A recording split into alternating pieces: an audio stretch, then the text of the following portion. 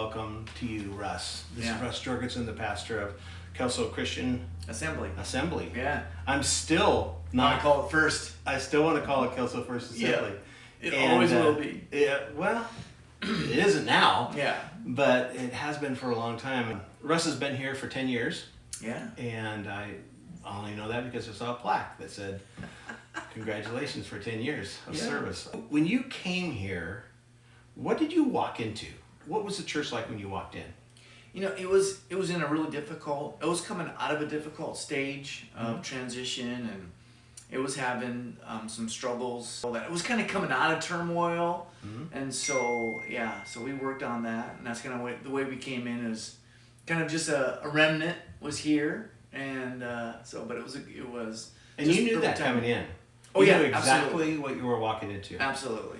How did you prepare yourself for that?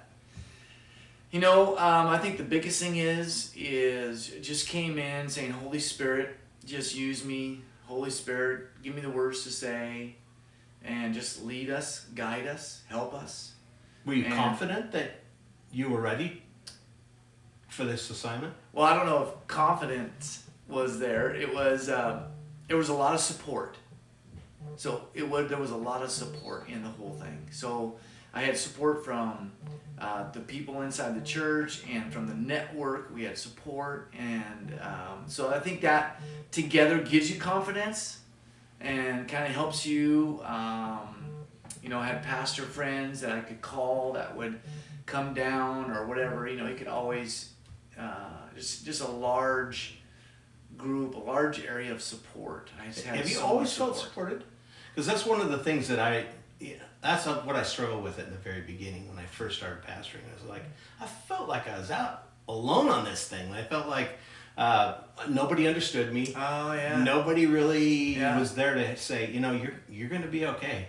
Yeah. You know, there were some guys that I was walking with from the city that had been here for quite a while, and they were trying to assure me that it was going to be okay, but I didn't know them any more than I knew anybody else. Oh yeah. So, you know, I don't, sometimes I wonder where that comes from in the very beginning. I think some of it is we just all have to walk through that. Right. Some of my friendships go clear back to when I first started to get into ministry. So I came out of college and I went right into a youth pastor position. And as a youth pastor, the first thing you do is you network. And so we had conferences together. Our area representative, I moved to Wyoming. And so the whole state of Wyoming, all the pastors in the state of Wyoming get together a couple times a year. So immediately I started to have a large connection. And then when I went to Oregon, I was in Oregon for 10 years. I had a huge, because we do Bible camps together, the Assemblies of God. We put our camps together, our snow camps together, and we do events throughout the year. We have conventions. Yeah. And so the next thing you know, I have a good 30 people that I'm halfway decent close, and we're all on the same path and the same journey. And then when I went to Bothell, I was up at Bothell for 15 years, and so I just have a large group of people around me, and some people I really cling to. We're really, really good friends, and so I have really good friends that I'm in contact with constantly that live in Wyoming, that live in Oregon. One moved to Texas. I have a lot of friends, really close friends, that in this state, you know, especially in the Bothell, Everett area, you know, did ministry with them. We have great friendships, and so, and then network, you know, since you are involved with a bunch of people, our network is really supportive. Our network puts on classes. Our network offers leadership meetings, and so as a group, you know, I just last week, Wednesday and Thursday, went to just a small leadership meeting that our network put on, and we were at a motel up in Renton, and we spent 2 days together, brought in our national leader, and so we listened, we got to interview him for about an hour and just ask questions. So there's the way the Assemblies have said it, I would say that I've never felt alone. I would say I have, you know, if I was like, man, I need to call somebody, I have 5 guys that if I called them, I know they'd answer their phone. So it's just, Well, so in our original conversation, when I was launching CityServe, I was trying to kind of lay the groundwork for it and paint a picture of what ministry was like. I remember you looking at me going, I don't know what you're talking about. I got plenty, because what I was saying was a lot of pastors feel really alone. A lot of pastors feel like they're independent of everybody else, and so networking is not a natural thing. It's something you have to work at. And I remember you looking at me going, I'm pretty good. I'm pretty good. I got a lot of relationships. I got a lot of support. And I think that's pretty rare, honestly, Russ.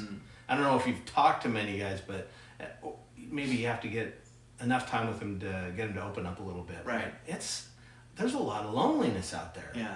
There's a lot of feelings like, man, I know I could do better at this if I just knew a little bit more about what I was doing. Right.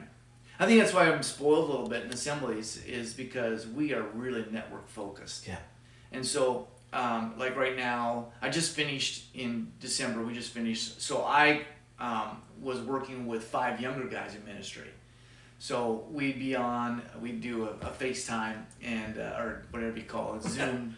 I'm so tired of Zoom. But we'd do Zoom meetings. We'd read books together, and then we'd get on Zoom, and then we'd talk about it, and then kind of bring it where the rubber meets the road, and encourage each other. And then it gives guys a platform to begin to talk or begin to learn to network if they haven't. And so, I think it's just something that we might be a little bit more spoiled with in the assemblies, is we really work together as a network, and that makes it fun. Well, I think for some people it might be really hard because they're not an extrovert. Right. So I'm not an extrovert at all. I have a child that is an extrovert, and I don't understand him. So for some people, I understand it's way harder. I've had people that I have mentored that are really are introverts, and their struggle with opening up, having friends in their life, and just outreaching. They go to a large meeting and they wouldn't talk to anybody. Yeah. They would be lonely in a large meeting, and so it just takes extra work. It takes a thought process to say, I'm not going to do this on my own, and so to fight that, I have to reach out and find people and run into people, and especially within your organization, it's easier to find. But yeah, it's a mindset, I think, that you have to go and say, I'm not going to be lonely. I'm not going to do this on my own. Yeah. And you just have to put people in your life, and sometimes that's really difficult for some people. Yeah.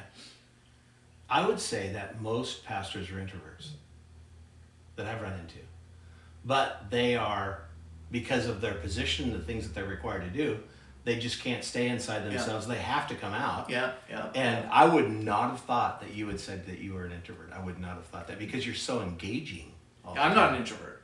Oh, that's what I thought. No, my son is an introvert, and I don't understand him because I'm an extrovert. Yeah, I thought that's. Yeah. I'm not an introvert at all. Yeah, and so it's easy for you. Like, you get filled up by being around people as opposed to being drained. Absolutely, yeah. I'd say that's very accurate. So I can be in a room with anybody I don't know, and I can have a conversation with everybody. Yeah. That puts you in a position of having quite a bit of confidence, doesn't it? I mean, just because you know that you can just handle it. Yeah. It's interesting how we gravitate towards one or the other in ministry. I'm not sure exactly why that is. Why we move towards. I mean, some people are introverts and they just fight it all the time. Some people are introverts and they're okay with it, and they just don't try to pretend like they're anything but. Right. They're maybe excellent speakers or teachers, but yeah. they just would rather have a little quiet time to themselves. Yeah.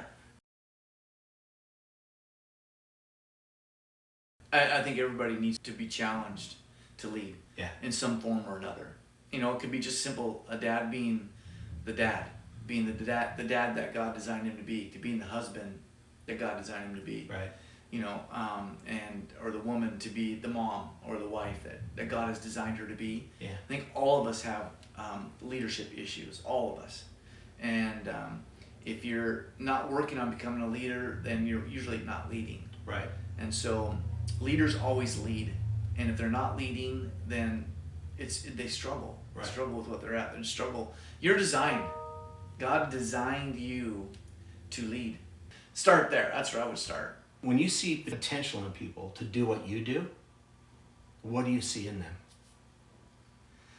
Well, I hope I see that potential in everybody to proclaim that. But when there's people that say, maybe, are you talking about those who would be interested in like saying, hey, I'd like to become Leaders in the church. ministry, Yeah. or, so a lot of times like younger people, they come up and they're very interested in leadership. We'll steer them to either a university, one of our universities. We also have a lot of these internships inside of churches that you can do a fast course through some of these churches. The church that I came from up north has an internship program where 2 years you can come out and have a license to preach in Assemblies of God. Yeah. With all your book work done, and it's just it really hones in on that. But there's a lot of venues for that all across the nation. We have universities that you can come out of there with your license to preach and a full bachelor's degree if you want, and Yeah. you can go on and get your master's and your doctorate, and yeah. I'm a planner. Are you? So I like being way ahead. And like right now, Easter sermon is just about done. So I love being way ahead. I like my staff being ahead. So I do a lot of work in the future, and the logistics of today are not as severe if they're planned out yesterday. And so. And what about the past? What do you mean? What do you mean by that question? It seems like you don't hold on to much of the past, but let go of it quickly. Yeah, I mean, wisdom is looking at the past, right? Reflecting on the past. So I'd say there's that, but I think that helps me to forecast. Yeah. And to move forward too, Yeah. right? So I don't think the past is a driven factor for me, Right. because it is what it is, and you're not going to change it. Yeah. But you can glean from it. Is it difficult for you to be in the present? To be present Oh no. in a situation because you're thinking so much ahead? I don't think so. I think it makes it easier for me to be in the present because I've thought this through. Yeah. So I hate winging it. Man, I just don't like winging it. I don't like, pulling a rabbit out of my hat out of nowhere kind of a mentality, or I don't know. The way that I've had, and I feel comfortable at the pulpit, or I feel comfortable in a situation, is if I thought about it. And I've had a chance to kind of run it through. I thought about it for the last 3 weeks. Yeah. So it makes a big difference when you go to talk about it. So, yeah. How do you handle when plans change, which they... I love it when plans change. Yeah, I'm very spontaneous. Are you? I'm very spontaneous, yeah. You So- like to be prepared. I like to be prepared as if, and then I love spontaneous. And the deal is, I think it's easier to be spontaneous if you have a big plan, Yeah. and that plan just falls apart. And I think it's way easier to be spontaneous and to let the Spirit move. And Yeah. you can have the service order completely organized. I mean, our services are planned out 4 weeks in advance, all the worship, everything, the videos, and then we get into it and it all changes. That's fantastic. Yeah. Yeah. So I'm very spontaneous. You seem That's like the you fun would of be. it. Yeah. It was funny. I was doing I was doing a funeral for someone I didn't know. So I'd met with the family and had that preparation time. But basically it was very little. Yeah. Because they were depending on the slideshow, slide presentation, all the music and everything to create a picture of who this person was. And we got to the church, which was a different church. They'd never been there either. None of that worked. Oh my. And I remember thinking, what am I supposed to do with this? How is this Start supposed interviewing to work? people. Yeah, really. All these people said, and they're looking up front to find some kind of connection with everything. Yeah. But it just tends to just go, and it flows well. Yeah. If you have confidence in the fact that God's put you there for a reason. Absolutely. And do you feel like that a lot? Like, I'm here because this is what He has for me, Absolutely. not necessarily what I have for myself. Exactly. Yeah, absolutely. And that's a perspective, right? Yeah. It is a big perspective, and just saying, Lord, use me. Use me. Yeah. Do you see yourself? This is kind of, maybe it's obvious, but primarily as a servant or a leader? I know you can obviously. Well, I tell you what, I think it's hard to be a leader without being a servant first. Yeah. I believe in serving. I think we're most like Christ when we serve. Yeah. We do a lot of serving here. It's in my messages most Sundays is let's serve.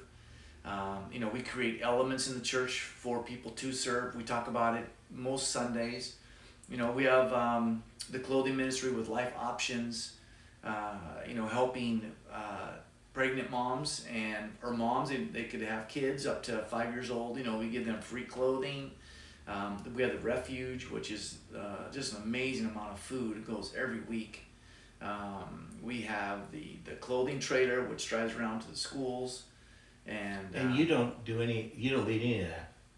I don't lead it, but I serve for them. Yeah, but I mean, what I mean is, none of those things are dependent directly on you. You've empowered other people to lead all those things. I just, they say we're doing it on this day. I show up and I'm moving the box of stuff around. Yeah. Right. So so it's all exactly. Then we have like second Saturday. So every second Saturday of the month, we do something in our community. Yeah.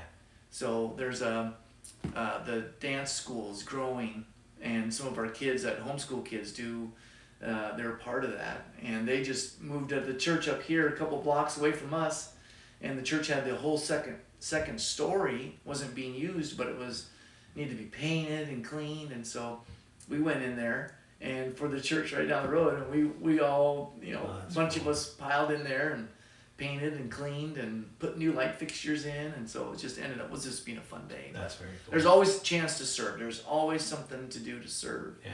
And so right down to running the camera on a Sunday morning. Right. Or being at the front door and just smiling and shaking somebody's hand or making a cup of coffee. There's so many ways to serve, and so our thing is find yourself serving. And I think when people serve in the church, they're in. They want to be there. Yeah. And when people start to serve, I think everything else starts to tie in. It goes from your church to my church. Yeah. And I love that conversation when people go, I like your church, I've been there, and then that conversation changes and go, well, my church, we do coffee, whatever, at my church. And when they make that change and that transition, I think a lot of it is in the midst of serving. Yeah. Because they serve, and now it's my church. Yeah. I'm glad you're here. It's fun. I'm glad you're love doing it here. your ministry here. Yeah. And I just wanted to say thank you. Yeah, absolutely. Thank you for being a leader here. Yeah. And not holding back. Yes, we love it. Yeah. We absolutely love it. Well, thanks. We really hope today's episode was helpful. You'll find more resources and content to connect with other community leaders by going to our website, cityservecowlitz.org. So, it's been a joy to walk with you, and we'll see you.